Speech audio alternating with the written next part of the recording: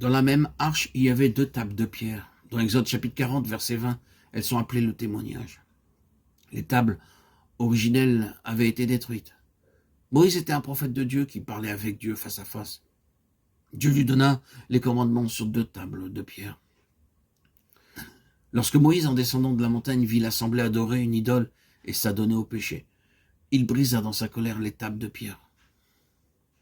Une seconde fois, Dieu appela Moïse sur la montagne. Dieu écrivit à nouveau les commandements sur 2 autres tables de pierre, puis ordonna à Moïse de les mettre dans l'arche, car elles n'étaient pas en sécurité entre ses mains. Même le plus grand des prophètes ne pouvait pas préserver la parole de Dieu. C'est pourquoi elles avaient été placées dans l'arche. Dieu avait montré que ce n'était pas par le moyen de grands docteurs ou de prophètes que sa parole serait préservée, mais seulement par le Seigneur Jésus-Christ. Quand le Seigneur Jésus a la première place, alors et alors seulement la parole de Dieu apporte la vie. Beaucoup de gens dépendent seulement de l'enseignement. Ils aiment assister à de nombreuses rencontres, avoir de nombreux livres, de nombreux enseignants, mais ils ne donnent pas au Seigneur Jésus la première place dans leur cœur. C'est notre danger. Même en entendant beaucoup de sermons, nous pouvons vivre une vie de défaite. Le remède consiste à apprendre que notre vie est cachée avec Christ en Dieu. Colossiens 3:3. Laissons le Seigneur Jésus prendre le contrôle, et alors, caché en lui, il y aura une vie abondante. Lorsque les tables de pierre furent entre les mains de Moïse, elles furent jetées et brisées. Placées dans l'arche, elles furent préservées. Nous avons à apprendre le secret d'être cachés dans le Seigneur Jésus. Sans aucun doute, Dieu utilise des docteurs pour nous aider, mais le Seigneur Jésus doit avoir la première place dans votre cœur, votre foyer et vos occupations, afin qu'il obtienne toute la gloire et tout l'honneur. Vous devez rester à l'arrière-plan de sorte que ceux qui vous voient et vous parlent puissent glorifier le Seigneur. Ceci devrait être toujours votre but. Lorsque vous priez, vous avez à apprendre comment l'exalter. Ceci est l'objet de notre temps d'adoration.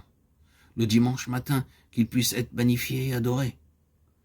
Alors, il y aura croissance dans votre vie. Quand vous mendiez et demandez constamment dans la prière, il n'y a pas de croissance. Mais glorifiez Christ, et il y aura de l'accroissement. Êtes-vous caché dans le Seigneur Jésus partout où vous allez? Est-il magnifié, et non vous, par votre conversation, vos habits, votre manière de vivre?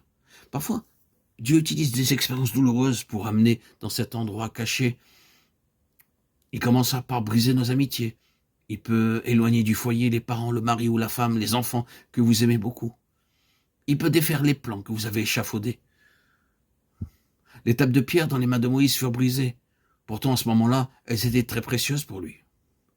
À partir de ce jour, l'indépendance de Moïse fut brisée. C'est pourquoi il devint si doux. Il se souvint toujours du jour où, dans sa colère, il jeta ses pierres et cet incident fit de lui un homme véritablement humble. C'est ainsi que Dieu nous brise. Plusieurs d'entre vous seront peut-être très durs à briser. C'est très difficile pour vous de changer vos voies parce que vous voulez toujours suivre la vôtre. Mais Moïse a appris le secret du succès en étant lui-même brisé. Dans la vie de chaque croyant, il y a des occasions et des événements qui peuvent être très humiliants. Et l'on s'étonne, après, de s'être conduit de telle ou telle manière.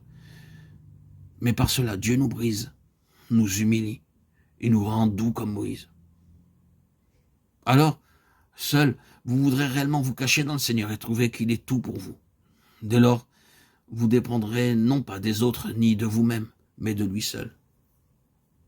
Paul a pris cette leçon dans le désert, et Dieu cherche à vous l'enseigner à vous aussi. Puisse Dieu vous aider à connaître plus pleinement le sens de ces choses qui furent cachées dans l'arche.